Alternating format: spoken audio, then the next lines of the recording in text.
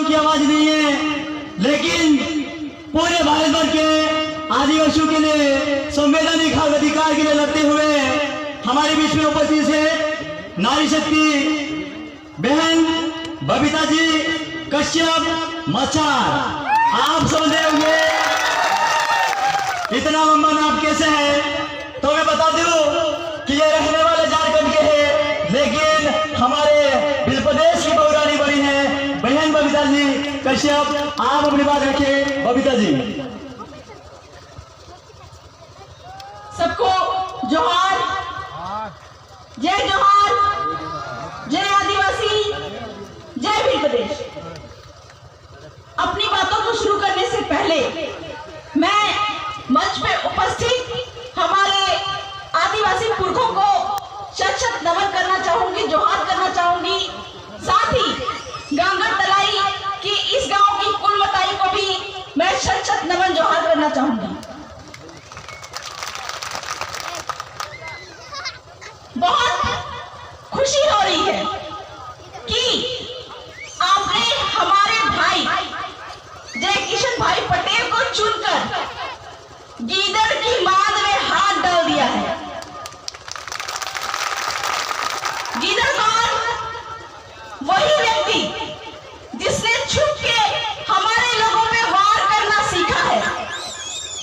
और मैं उस गीदड़ से ये कह देना चाहती हूँ कि इतनी ही आप में ताकत है तो सीधे तरीके से मैदान में आओ।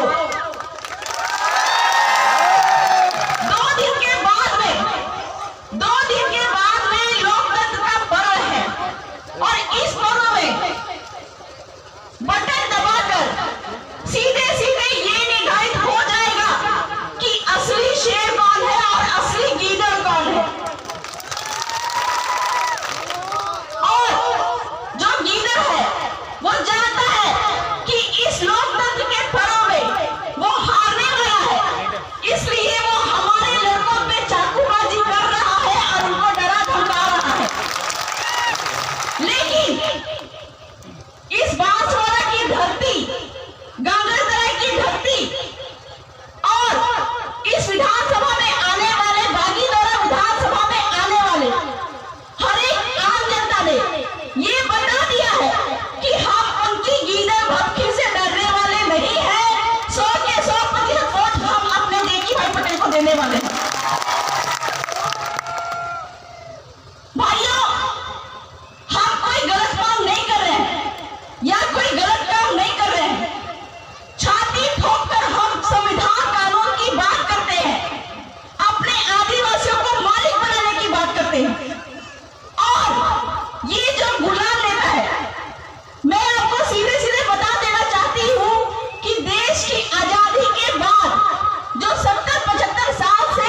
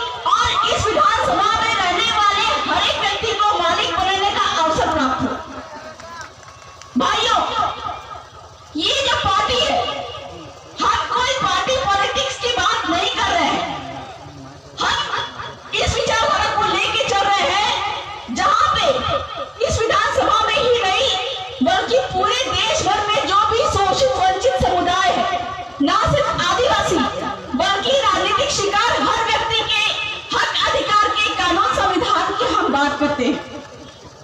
बात अगर करें आरक्षण की, तो सबको पता है कि बांसवाड़ा के इस क्षेत्र में आरक्षण की मांग बहुत पुरानी है, लेकिन वर्ष 2013 में और 16 में हमारे ही उन गुलाम नेताओं ने हमारा आरक्षण जो है हमसे छीनकर कहीं ना कहीं दूसरे लोगों में जिनके संवैधानिक अधिकार नहीं थे, वो अधिकार उन लोगों को देने का प्रयास किया है। तो इस चुनाव में हमको उनको बता देना है कि हम डंके की चोट पर और टेबल बजाकर, विधानमंडल की टेबल बजाकर हम 100% आरक्षण अपने हक अधिकार में लेंगे। ये हमको उनको बता देना है। किस आरक्षण की बात कर रहे हैं हम? जैसा कि हमारे पूर्व वक्ता, हमारे दादा राज प्रताप जी निंडोर, उन्होंने भी साफ साफ ये बात बताई कि ना सिर्फ सरकारी नौकरी यहाँ पे इस विधानसभा में या बांसवाड़ा क्षेत्र में या फिर जितने भी टीएसपी क्षेत्र है, सभी क्षेत्र में जितनी भी सरकारी नौकरी होगी, उन सभी सरकारी नौकरी में यहाँ के स्थानीय आदिवासियों का ही 100% अधिकार होगा। यहाँ तक कि जो व्यापार रोजगार है, व्यापार रोजगार में भी यहाँ के आदिवासियों का ही अधिकार होता है। और ना सिर्फ सरकारी नौकरी और ना सिर्फ व्यापार रोजगार, बल्कि जो कलेक्टर और एसपी का पद भी जो होता है, वो भी हमारे उस पे हमारे स्थानीय आदिवासियों का अधिकार होता है। अभी अभी मालूम चला कि हमारे क्षेत्र में बहुत सारे क्षेत्र ऐसे हैं जहाँ के आदिवासियों को जो चारागाह जमीन है, वन भूमि है, उन पे उनका घर है, उनसे आदिवासियों को हटाया जाता है, दलित शोषित को हटाया जाता है। लेकिन ये जो विचारधारा है, जिस विचारधारा से ये पार्टी निकली है, भारत आदिवासी पार्टी, इसको आपको क्यों चुनना है?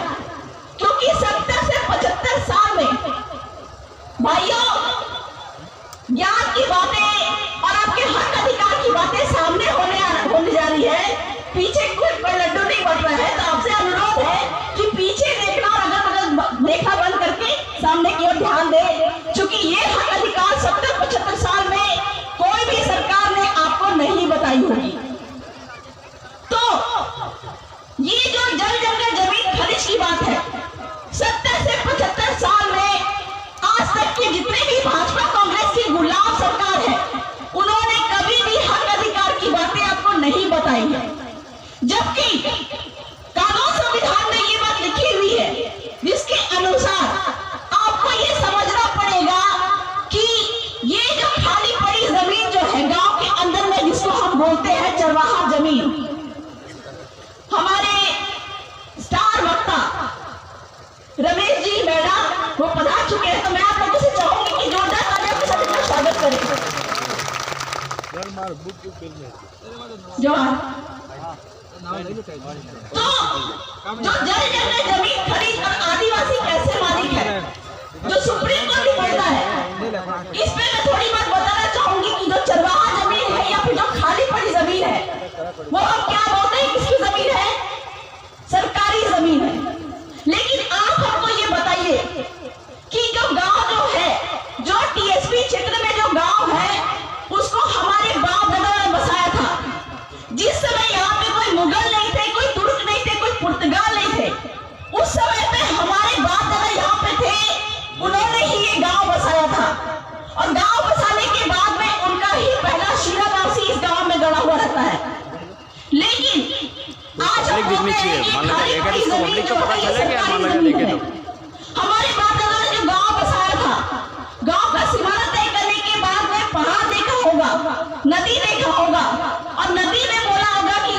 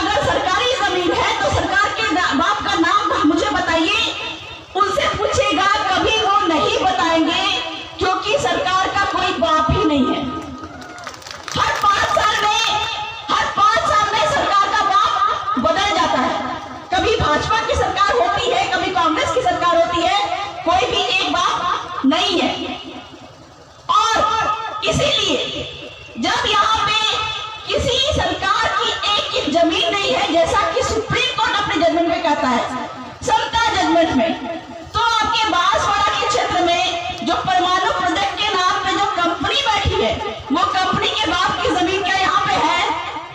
नहीं है। तो वो कंपनी जो है वो उसके नाम पे कैसे हो सकती है? यही बात सुप्रीम कोर्ट ने अपने समता जजमेंट में कही है। क्या कही है? कि जो आदिवासी क्षेत्र में कोई कंपनी अगर बैठेगी तो वो भी यहाँ के स्थानीय आदिवासियों के नाम पे होगी, ताकि व्यापार रोजगार के लिए उनको सूरत और अहमदाबाद जाने की आवश्यकता नहीं पड़ेगी। जल आपका, जमीन आपका, जंगल आपका, लेकिन व्यापार रोजगार के लिए आपको बगल के राज्यों में जाना पड़ता है।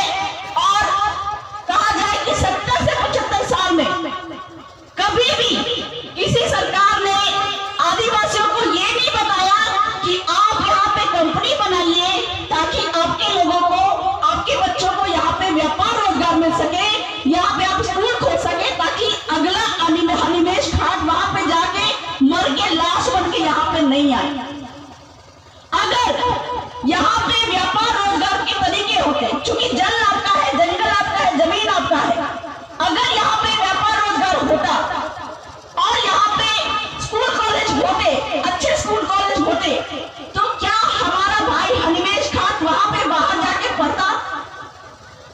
और अगर बाहर जाके नहीं पढ़ता तो क्या वो मर के वापस हमारे बीच में आता? नहीं आता। वो जिंदा होता और अच्छे पद पे बैठा हुआ होता। तो 70 से 75 साल में किसी भी सरकारों ने हमको सही बात नहीं बताई, क्योंकि वो चाहते हैं कि जो सस्ते मजदूर के रूप में आदिवासी समुदाय उनको मिलते हैं, वो सस्ते मजदूर ही आदिवासी बने रहे। क्यों? क्योंकि शिक्षा की नीति जो सरकारों की है वो भी ऐसी ही है। कौन सी सरकारी नीति? पहली से लेके 9वीं कक्षा तक बच्चों को पास करते जाना है, क्योंकि उनको पता है कि आदिवासियों के, दलित के, पिछड़ों के बच्चे जो है वो सरकारी स्कूलों में पढ़ते हैं और हमारे जो है टीचर स्कूलों में नौकरी करते हैं। मैं आपको बता दूं कि एक घर में काम करने वाली नौकरानी भी ज्यादा अच्छी स्थिति में रहती है। हमारे सरकारी स्कूल के टीचरों को इतने सारे काम का बोल दिया जाता है ताकि वो सरकारी स्कूल में ढंग से पढ़ा नहीं पाए। ये है शिक्षा की सरकार की नीति। और पहली से लेकर 9वीं कक्षा तक उनको पास करते जाना है, चाहे वो पढ़े चाहे नहीं पढ़े। तब जाके हमारे बच्चे क्या है कि वो ढंग से पढ़ाई नहीं करते हैं। क्यों? क्योंकि उनको पता है कि हम पढ़े चाहे नहीं पढ़े हम तो पास हो जाएंगे। और 10वीं कक्षा में वो जब 10वीं का एग्जाम देते हैं तो उनका जो है मार्क्स जो है बहुत कम आता है। और तब जाके आपका यहाँ पे जो 45% का आरक्षण है, उस 45% आरक्षण के तहत भी 1167 जो भर्ती के रूप में जो शिक्षक का भर्तियां निकलती है, उस पर यह कहकर आदिवासियों को रोक दिया जाता है कि आदिवासी सक्षम नहीं है कि वो सरकारी नौकरी में बैठ सके। ये है सरकार की शिक्षा की नीति कि आपको अच्छी शिक्षा नहीं देना है, बचपन से ही आपको अनपढ़ रखने की नीति वो लोग डाल देते हैं सरकारी स्कूलों में। और तब जाके भले ही आपका आरक्षण रखा हुआ है 45% का भी, लेकिन ये 45% आरक्षण भी आपको नहीं मिल पाता है, क्योंकि सरकार की शिक्षा की नीति यही है कि आपको अनपढ़ गवार रखा जाए। तो हमको इस सरकारी नीति को समझना पड़ेगा। और ये शिक्षा की नीति जो बनाने वाले सरकार है, उनको जड़ से उखाड़ के हमको यहाँ से भेजना पड़ेगा। आपके पड़ोस के क्षेत्र में घाटोल में 11 करोड़ टन सोना पाया गया है। मैं झारखंड की बेटी हूँ और वर्तमान में भील प्रदेश की बहू बन के यहाँ पे आई हूँ। शर्म की बात है कि हमारे झारखंड में 26% आदिवासी है, लेकिन वर्ष 2000 से लेके अभी तक में वहां पे सिर्फ और सिर्फ आदिवासी मुख्यमंत्री ही बनते आ रहे हैं मेरे भाई लोग। लेकिन देश भर में सबसे ज्यादा बड़ी जनसंख्या वाला जो समुदाय है वो भील समुदाय है। लेकिन शर्म की बात यह है कि आपके राजस्थान नहीं बना है। कहाँ है आपके गुलाम नेता? किसने बात रखी? लेकिन ये जो विचारधारा है जिसको हमने नाम दिया है भारत आदिवासी पार्टी, इसमें 19 विधानसभा सीटों पर हमारे आदिवासी आएंगे, हमारे ही जाजब के आदिवासी आएंगे, टीएसी पे कब्जा करेंगे और पुरजोर तरीके से मांग रखेंगे कि हमारे बीच का भील आदमी ही मुख्यमंत्री के पद पे बैठना चाहिए। ये मांग है हमारी, ताकि आदिवासियों का आर्थिक शैक्षणिक विकास हो सके। इसके बावजूद भी अगर केंद्र और राज्य की सरकारें, राष्ट्रपति, राज्यपाल हमारी बातों को नहीं मानते हैं, हमारे बीच के भीलों को मुख्यमंत्री नहीं बनाते हैं, तो हम अलग भील प्रदेश की मांग को पुरजोर तरीके से रखेंगे और अलग भील प्रदेश लेंगे।